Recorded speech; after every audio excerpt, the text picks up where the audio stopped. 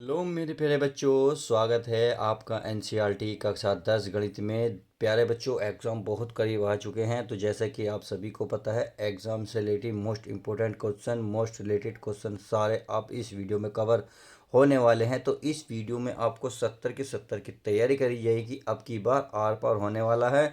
अगर प्यारे बच्चों आपको 70 में से 70 की तैयारी करनी चाहिए, अगर चाहोगे, इरादा है, तो प्लेलिस्ट मैंने इसकी बना दी है। मैंने सारे इंपॉर्टेंट क्वेश्चन कवर करा रहा हूँ। अब इस वीडियो में क्या इंपॉर्टेंट होने वाला है, कौन कौन से चैप्टर का इंपॉर्टेंट होने वाला है, वो मैं आपको बता दूँ।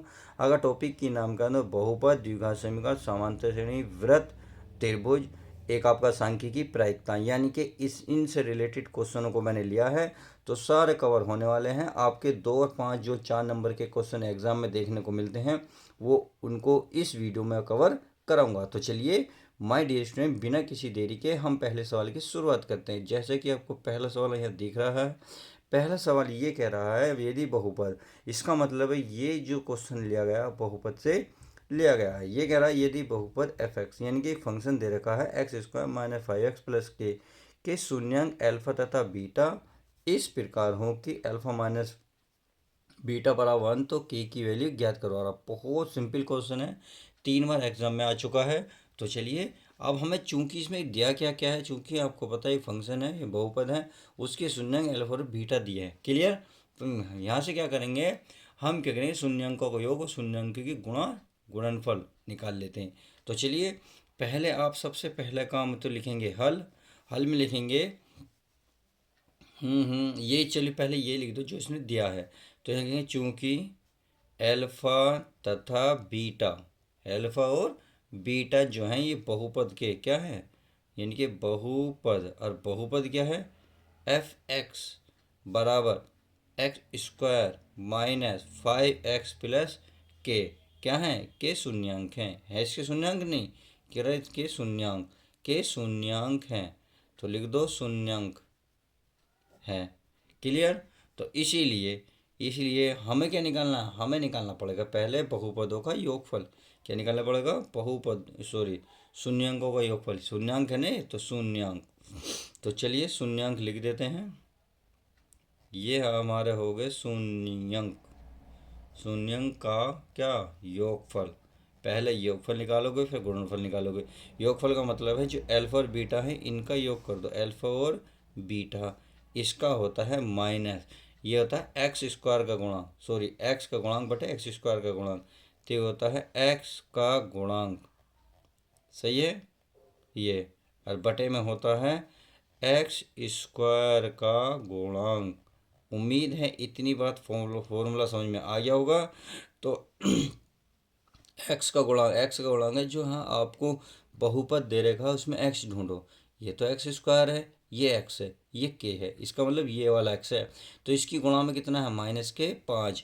तो ये माइनस तो पहली है, ये हो गया माइनस के 5, सही है, बटे। अब एक्स स्क्वायर का गुणांक, एक्स स्क्वायर की गुणा में कुछ नहीं है तो कुछ नहीं होता, 1 होता है। माइनस माइनस क्या हो जाएंगे, प्लस। तो इसका मतलब ये आ गया प्यारे बच्चों 5। कितना आ गया, 5। अब निकालो शून्यंक का, क्या निकालना आपको, गुणनफल, क्योंकि योगफल निकल गया। तो यहाँ मैं लिख लेता हूँ शून्यंक, शून्यंक का क्या, गुणनफल, गुणनफल। तो चलिए, गुणनफल का मतलब होता है इनका अल्फा गुणा बीटा बराबर, ये अल्फा है आपकी गुणा में, सही है। और ये होता है आपका अचर पद। अब अचर पद बताएं क्या है, के। कितना है, के, यानी कि अचर पद का मतलब है जिसमें एक्स स्क्वायर ना हो और ना एक्स हो। यहाँ है परंतु यहाँ कुछ नहीं है, तो ये अचर पद हो गया के। और बटे एक्स स्क्वायर का गुणा, एक्स स्क्वायर का गुणा 1 है तो बराबर 1 से भाग देंगे तो के ही आएगा। समझ में आ गया। उम्मीद है इतनी बात अच्छे से समझ में आ गई होगी। अब चलिए, अब जो है हम आगे करते हैं। आगे क्या करना है, देखिए भाई, आगे हमें दे रखा है अल्फा माइनस बीटा का मान 1 है। अब चूंकि आप सभी को पता है, देखिए चूंकि, चलिए मैं लिख देता हूँ अल्फा माइनस बीटा बराबर 1। हम क्या करते हैं, इसका दोनों ओर वर्ग क्या करते हैं। और आप चाहो तो यहाँ लिख सकते हो दिया है, क्योंकि हमने अपने पास से नहीं लिखा, हमने इसने तो क्वेश्चन में दे रखा है, सही है, इसलिए मैंने इसको लिखा है। अब ये तो दिया है, अब तो यहाँ लिखेंगे दोनों ओर का वर्ग करने पर। तो यहाँ लिख दूँ, यहाँ लिख दे रहा हूँ मैं आपको अच्छा, दूसरा पेज है ये। हम कह रहे हैं पेज कौन सा ले लिया हमने। तो चलिए ये कैसे हो गया। कौन सा पेज लेंगे, ये वाला, हाँ ये वाला। चलिए, तो यहाँ आपको लिखना है दोनों ओर का वर्ग करने पर। यहाँ लिख दूँ दोनों ओर का वर्ग करने पर। तो चलिए दोनों ओर का क्या करते थे, वर्ग कर लेते हैं। यानी कि इसका अल्फ़ा माइनस बीटा का क्या करेंगे, वर्ग, और फिर बराबर करेंगे 1 का वर्ग। अब इसका एक फॉर्मूला होता है, आपको याद आ रहा हो तो बहुत बार करा चुके हैं, कई बार आपने मास्टर ने कराया हुआ आपके। तो ये होता है अल्फ़ा प्लस बीटा का स्क्वायर माइनस 4 अल्फ़ा बीटा, और ये एक का वर्ग एक होती है, यानी कि इसका एक फॉर्मूला होता है। अब अल्फ़ा प्लस बीटा की वैल्यू आपके पास है, कितनी है देखिए, अल्फ़ा प्लस बीटा का मान कितना है, 5। कितना है, 5। तो यहाँ रखेंगे 5। चलिए मैंने 5 रख दिया, -4। अल्फ़ा बीटा का मतलब है अल्फ़ा गुणा बीटा, और अल्फ़ा बीटा की वैल्यू इसने यहाँ दे रखी है, ये रही जो हमने निकाल के लाए थे। कितनी है, के। कितनी है प्यारे बच्चों, के। तो इसे यहाँ रखेंगे आप प्यारे बच्चों, के बराबर कितना, 1। समझ में आ गया। 5 का वर्ग कितना होता है, 25, -4 के बराबर 1। अब 25 को उधर ले जाओगे तो आप देखोगे ये 1 माइनस कितना हो जाएगा, 25। अब 25 में से 1 जाएगा तो आप खुद ही बताएं कितना बचेगा, 24। कितना बचेगा, 24। अब के की गुणा में माइनस का 4 है, तो गुणा वाली चीज़ कहाँ पहुँच जाएगी, भाग में। तो भाग में पहुँचा दो, -24 बटे -4। तो माइनस से माइनस खत्म, 4 6 24। तो आपने देखा के की जो वैल्यू निकल के आई माय डियर स्टूडेंट, कितनी है, 6। और उसने पूछा क्या था, क्वेश्चन में पूछा था के का मान बताइए। उम्मीद है अच्छे से समझ में आ गया होगा। तो चलिए आप देखते हैं नेक्स्ट क्वेश्चन। चलिए my dear student, question number 2 की शुरुआत करते हैं। क्वेश्चन नंबर 2 आपके सामने ये रहा, यदि दो संख्याओं का अंतर, यानी कि जो संख्या मानोगे दो, उनका अंतर 26 है तथा एक संख्या दूसरी का 3 गुना है, तो संख्या को ज्ञात कीजिए। बहुत इजी का सवाल है, 2020, 22, 24 में 3 बार आया है। क्लियर। तो चलिए पहले हल करते हैं। पहले वही एक काम भी करेंगे, हल। क्या लिखेंगे, हल। अब इसमें दो संख्या का अंतर है, संख्या तो दे नहीं रखी, तो हम क्या करेंगे प्यारे बच्चों, मानेंगे। तो मान लेते हैं, माना एक संख्या, कितनी, एक संख्या x तथा दूसरी संख्या मान लेते हैं, दूसरी संख्या कितनी मान लें, y मान लें, y है। सही है। अब कंडीशन कह रहा पहली, यदि दो संख्याओं का अंतर, यानी कि जो संख्या मानी इन दोनों का अंतर। तो यहाँ लिख लेता हूँ मैं प्रश्नानुसार। कितना, प्रश्नानुसार। इसने कहा इन दोनों का अंतर, यानी कि x माइनस वाई बराबर 26 है। क्लियर। इसे चलो मान लो समीकरण 1 मान लेते हैं। इतनी बात समझ में आ गई। अब आगे करा है, एक तथा एक संख्या दूसरी संख्या की 3 गुनी, यानी कि एक संख्या जो है दूसरी की 3 गुनी है, एक संख्या। तो अब पुनः कंडीशन इन्हें बोल दी, तो चलिए पुनः लिख देंगे, पुनः प्रश्नानुसार, यानी कि अकॉर्डिंग टू क्वेश्चन।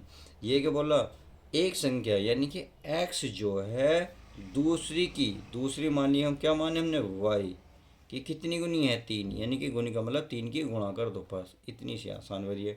अब एक बात बताएं, x बराबर कितना, 3y। यहाँ x माने y बराबर कितना, 26।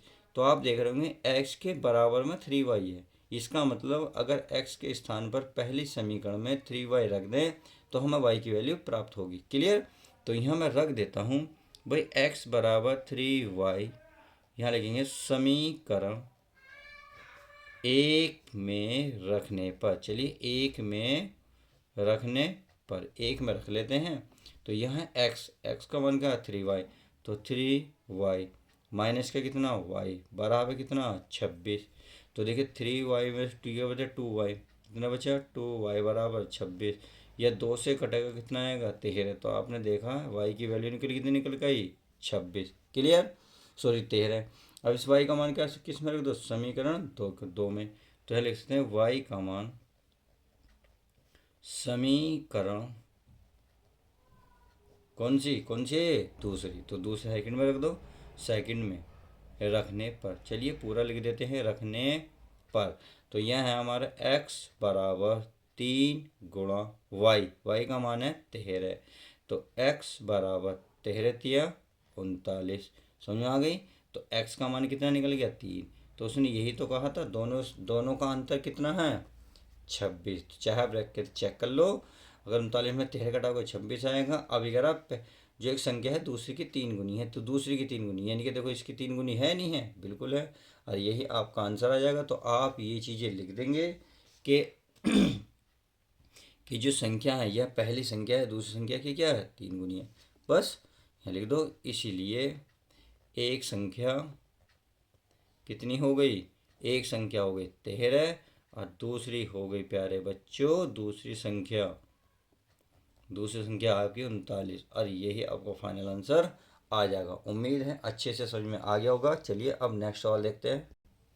अब चलिए क्वेश्चन नंबर 3 देख लेते हैं। क्वेश्चन नंबर 3 आपके सामने गया द्विघात समीकरण। ये द्विघात समीकरण दे रखी है 4x² + 9x + 5 = 0 के मूल ज्ञात कीजिए। बहुत इजी सवाल है। तो करना क्या है, सबसे पहले जो दिया है उसको हम लिख लेते हैं। क्या करते हैं, दिया है तो सबसे पहले क्या लिखोगे प्यारे बच्चों, हल। हल में क्या लिखोगे, दिया है। अब क्या दिया है, ये दे रखा आपके पास 4x² + 9x + 5 = 0। समझ में आ गई। अब हम क्या करेंगे, इसका अगर हम फैक्टर कर लें तो हमारा x की वैल्यू निकल सकती है। तो आपने देखा अगर 5 और 4 की गुणा करें तो 5 चौक कितने होते हैं 20, यानी कि अगर 5 और 4 की आपस में हम गुणा करें तो ये होते हैं 20। अब हमें गुणा करके तो 20 और जोड़ के कितना 9। तो सीधी सीधी बात समझ में आ रही है, 5 × 4 होता है 20, और 5 में अगर हम 4 को ऐड कर दें तो कितने होते हैं 9। तो ये दोनों चीज़ यहाँ रख सकते हैं, बिल्कुल रख सकते हैं। तो हम क्या करते हैं, इसको लिख लेते हैं 4x² प्लस इस 9 को लिख लेंगे 5x + 4x, अब प्लस का 5 है बराबर 0। समझ में आ गई। तो चलिए अगर इतनी बात समझ में आ गई तो अब इसमें से कॉमन आ रहा होगा, कॉमन क्या है x कॉमन है, तो यह बचा 4x + 5। समझ में आ गई। इसमें कुछ भी कॉमन नहीं है, ना 4 इधर है, ना x है, ना 5, यानी कि जब कुछ भी ना हो तो 1। क्लियर। तो यहाँ आएगा आपका 4x + 5 बराबर क्या 0। अब आप क्या करेंगे, इन ये एक जैसे हैं, देखो दो एक जैसे हैं तो एक बार लिख लो 4x + 5 रख लिया। अब एक तो हमारा ये बचा, एक ये बचा, तो इसे अगले कोष्ठक में कर दो। अब बराबर लिख दो 0। अब क्या करो, क्या करो, जब ये अगर 4x + 5 बराबर 0 हो तो हमें क्या करना है, यहाँ से x की वैल्यू निकलेगी। तो प्लस है 5 इधर ले जाएगा तो माइनस का हो जाएगा, और x की मल्टीप्लाई में कितना 4, 4 उधर पहुँचेगी, इसमें पहुँच जाएगा भाग में, किसमें भाग में, अर्थात भाग 5 के नीचे पहुँच जाएगा 5/4। तो आपने देखा एक तो x की वैल्यू ये निकल गई जब हमने क्या लिया 4x + 5, और एक कब निकलेगी, एक ही निकलेगी इससे, यानी कि जब x + 1 बराबर 0, तो x एक को इधर ले जाओगे तो x बराबर कितना का -1। तो हमें एक वैल्यू ये मिली, तो दो वैल्यू मिल गई। और ये क्या पूछ रहा था, यही पूछ रहा था मूल ज्ञात करो। अतः मूल मिल गए तो आप यहाँ देखिए समीकरण के अभिष्ट मूल ऐसे लिख सकते हो। तो चलिए मैं लिख देता हूँ। अतः यहाँ क्या लिखूँगा, दी गई समीकरण, चलिए मैं लिख देता हूँ। अतः दी गई क्या समीकरण, दी गई समीकरण के मूल कौन सा है, एक तो है -1 तथा एक क्या आएगा -5/4 हैं। बस इतना लिख देना, आपका पूरे मार्क्स मिल जाएंगे। क्लियर। तो चलिए माय डियर स्टूडेंट अब नेक्स्ट सवाल देखते हैं हमारा क्या कहता है। तो चलिए नेक्स्ट क्वेश्चन आपके सामने ये रहा। ये कह रहा द्विघात समीकरण x² + 2x 3/2 = 0 का विविक्तर ज्ञात कीजिए, यानी कि हमें इसमें डी ज्ञात करना है। तो इजी का सवाल है, बहुत ईजी सवाल है। तो द्विघात समीकरण हमें जो दे रखी है तुलना कर लेते हैं किसी से। तो पहले लिखेंगे द्विघात समीकरण की तुलना करने पर, तो लिखेंगे हल। क्या लिखेंगे, हल। हल लिखेंगे द्विघात, क्या लिखेंगे द्विघात समीकरण। अब द्विघात समीकरण हमें ये दे रखी है, यानी कि x² + 2x + 3/2 = 0 की तुलना। अब देखिए तुलना करनी पड़ेगी जब भी आपका आंसर निकल आएगा। तो ये होती है ax² + bx + c = 0 से। सही है। तो आप देख रहे होंगे एक्स स्क्वायर की गुणा में कितना है ए। तो ए बराबर, आप इसमें देखिए एक्स स्क्वायर की गुणा में क्या कुछ नहीं है तो 1, समझ में आ गई। अब यहाँ देखिए एक्स की गुणा में कितना है, एक्स की गुणा में है बी। अब यहाँ एक्स की गुणा में कितना 2, तो इसका मतलब बी का मान निकल कर आया 2। अब सी है आपका अचर पद, यानी कि ना तो एक्स के साथ एक्स स्क्वायर के साथ है ना एक्स के साथ, ये सिंगल है, तो सिंगल हमें ढूंढना है। अब सिंगल वाले इधर आइए, सिंगल वाले ये रहे, तो ये है आपका सी का मान 3/2, समझ में आ गई। चलिए हमें क्या करना है, हमें विविक्तर निकालना है। तो विविक्तर का फॉर्मूला मैं आपको यहाँ लिख देता हूँ। विविक्तर, तो कैसे लिखा जाएगा, ये क्या लिख रहा है इसमें, हाँ ये रहा विविक्तर, विविक्त कर है, विविक्त कर, सही है। ये होता है डी बराबर, ये होता है बी, इसका मान है 4ac। चलिए अब इसमें क्या करो, वैल्यू रख दो, आपका आंसर आ जाएगा। बी का मान कितना है 2, 2 का स्क्वायर मान है 4, ए का मान कितना 1 इंटू सी का मान कितना 3/2, तो 2 का वर्ग 4, 4 एकम 4, 4 तिया 12 बटे कितना 2, समझ में आ गई।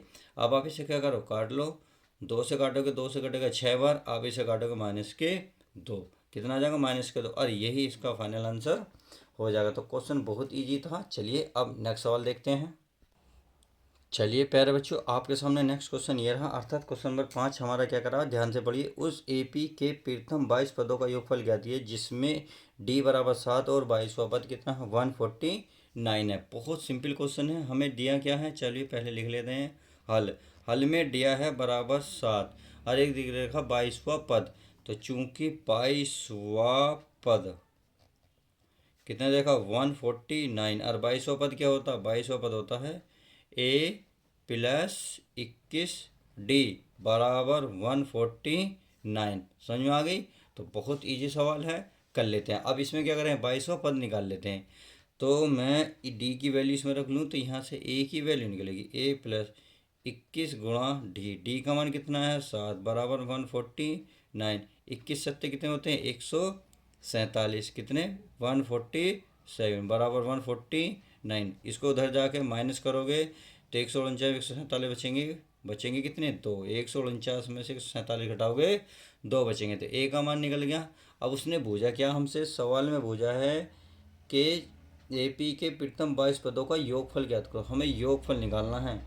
अब योगफल का क्या फॉर्मूला होगा, चूंकि यह लिख सकते हो तब 22 पदों का योग और योगफल को दिखाते हैं एस, एन के स्थान पर आएगा 22, कितना 22, तो ये फॉर्मूला लगेगा n/2 a प्लस a22, समझ में आ गया। बस सिंपल सा है, रख देते हैं। n का मान कितना है 22/2, a का मान कितना निकाल कर आया 2 प्लस a22 की वैल्यू हमें दे रखी थी 149, कितना 149, तो इसे भी रख लेते हैं 149। अब क्या करेंगे, देखिए 2 से कट रहा है 11 बार, गुणा 149 में जोड़ेंगे 151। अब इनके क्या कर, तो आपस में गुणा, अगर मैं गुणा करूँगा तो 11 एकम 11, 11 पंजे 55, 1 66, 11 और 6 16, यही आपका फाइनल आंसर आ जाएगा। देखिए कितना आसान सवाल था, उम्मीद है अच्छे से समझ में आ गया होगा। नेक्स्ट सवाल देखते हैं। तो नेक्स्ट क्वेश्चन आपके सामने ये रहा, यदि एक समद्वि बाहु समकोण त्रिभुज की एक भुजा 5√2 सेंटीमीटर है तो विकर्ण की लंबाई कहती है। बहुत ईजी सवाल है, बहुत ईजी। हमें क्या करना है, करा समद्वि बाहु समकोण त्रिभुज, तो एक समद्वि बाहु समकोण है, तो समकोण का मतलब है जो दो भुजा एक दूसरे को 90 के एंगल पर क्रॉस करती है, यानी कि ये वाली, समझ में आ गई, यानी कि ये जो भुजा। अब ये करा ये दोनों समद्विबाहु यानी कि समान दो भुजा का मतलब है ये दोनों भुजा आपस में बराबर हैं, यानी कि ऊपर वाली भी और ये नीचे वाली भी। अब मैं चाहूँ तो देखिए इनका नाम दे सकता हूँ, चलिए मान ले देता हूँ, जैसे ए, ये बी और ये सी। अगर मैं इसको मिला तो कोई दिक्कत तो नहीं, क्योंकि एक समय त्रिभुज प्राप्त होगा, क्योंकि यहाँ करा समकोण त्रिभुज भी है। क्लियर, तो त्रिभुज हमारा बन गया। अब करा समद्विबाहु समकोण की एक भुजा दे रखी है 5√2, मान लेते हैं ऊपर वाली भुजा ये है। क्लियर, इतनी सेंटीमीटर है। अब ये भुजा कितनी होगी, तो यहाँ पहली तो बता दिया ना, सम दी बाहु, सम माने समान, दी माने दो, भुजा माने बाहु माने भुजा, समान दो भुजा वाला। तो एक भुजा तो ये हो गई, एक भुजा ये हो गई नीचे वाली। तो चलिए लिख लेते हैं 5√2। क्लियर, इतनी बात समझ में आ गई। अब आपको एक ये मिल गया, एक ही मिल गया। मान लेते हैं इसमें कोण कहीं भी मान लो, आप चाहे ये मान लो और चाहे ये मान लो। रीजन यही है कि जब दो भुजा समान होती है तो उनके आपस के कोण भी क्या होते हैं, बराबर। यानी कि इसके सामने वाला कोण भुजा बराबर होगा, इसके सामने वाले भी कोण भी बराबर होगा। क्यों? क्योंकि भुजा आपस में क्या है, बराबर है। उम्मीद है इतनी बात अच्छे से समझ में आ गई होगी। अब चलिए ये समझ में आ गई तो हम क्या करेंगे, हम बहुत इजी तरीके से ये कोण निकाल लेंगे। तो चलिए पाइथागोरस में लगा लेते हैं, पाइथागोरस फिर में से। तो यहाँ पाइथागोरस फिर में से। तो पाइथागोरस में क्या कहती है, देखिए पाइथागोरस में कहती है कण, क्या कहती है, कण का जो वर्ग होगा वो लंब का वर्ग और प्लस आधार का वर्ग भी होगा। उम्मीद है अच्छे बच्चे की तरह समझ गए होंगे। अच्छे बच्चे हो ना, बहुत अच्छे बात हो, अच्छी है, इसमें इस्माइल भी कर रहे हो, बहुत अच्छी बात है।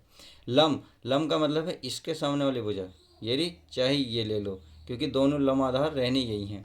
तो इसका हो जाएगा 5√2 का स्क्वायर प्लस आधार, आधार ये हो गया 5√2 का स्क्वायर। उम्मीद है ये भी समझ में आ गया होगा।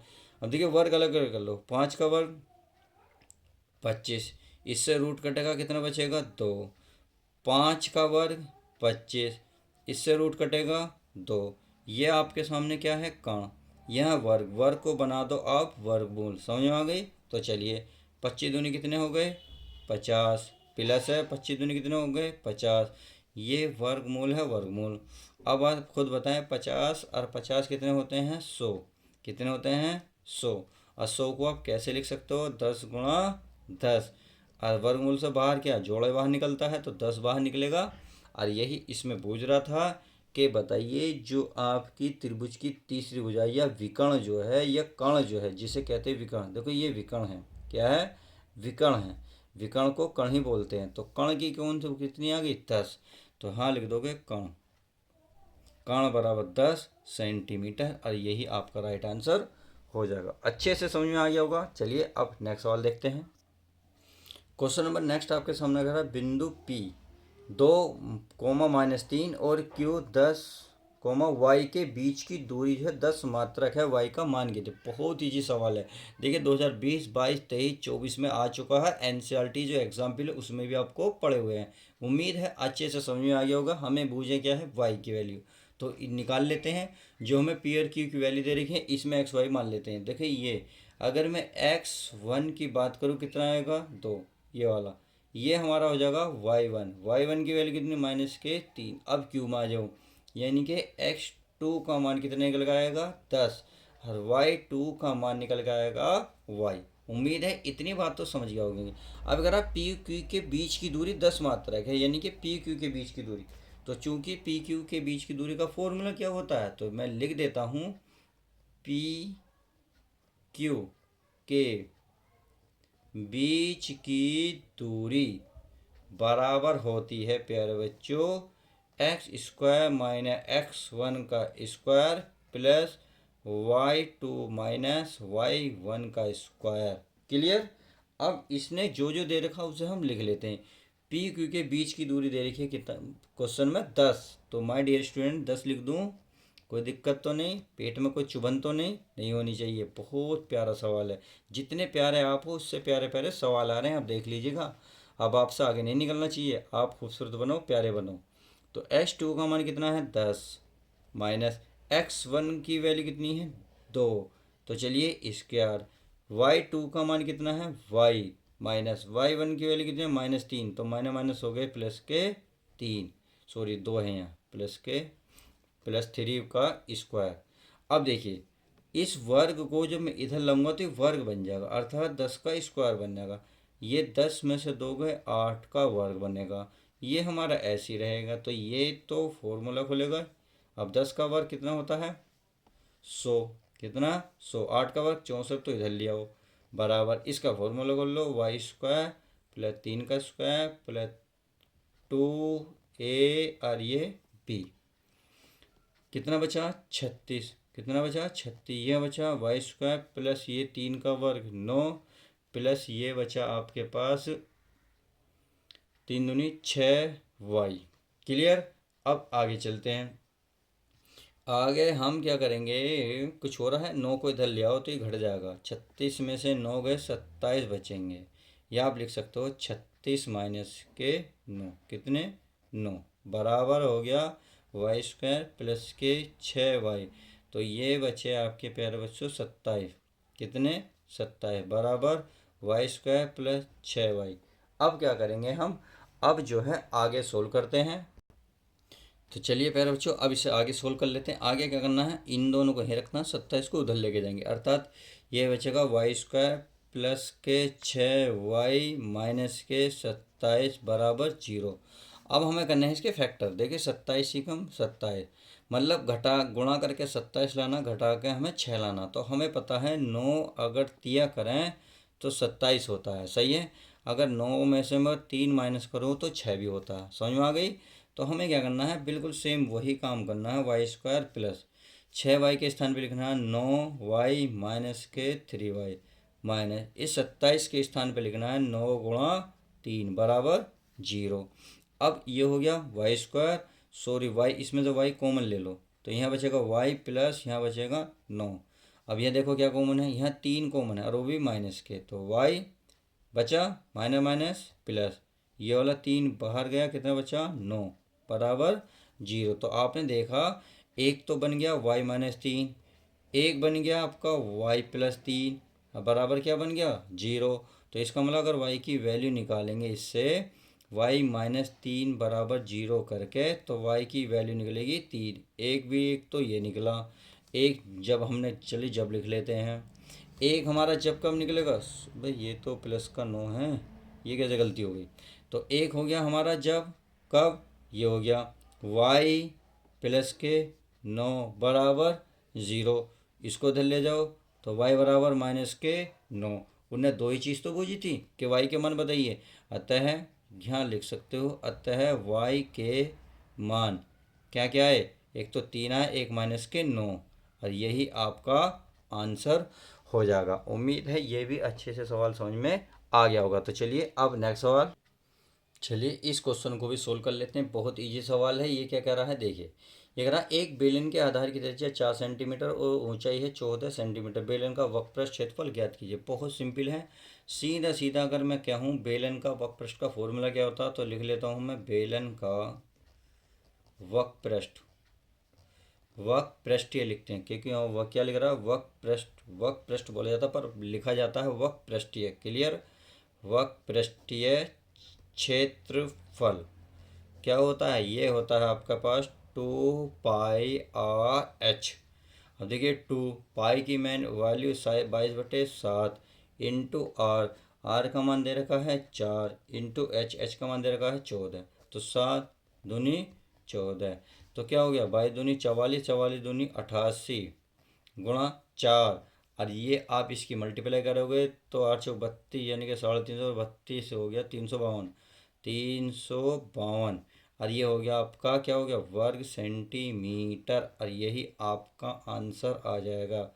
यही उम्मीद है अच्छे से समझ में आ गया होगा। तो चलिए ऐसे ही सवालों के साथ मिलते हैं नेक्स्ट वीडियो के साथ।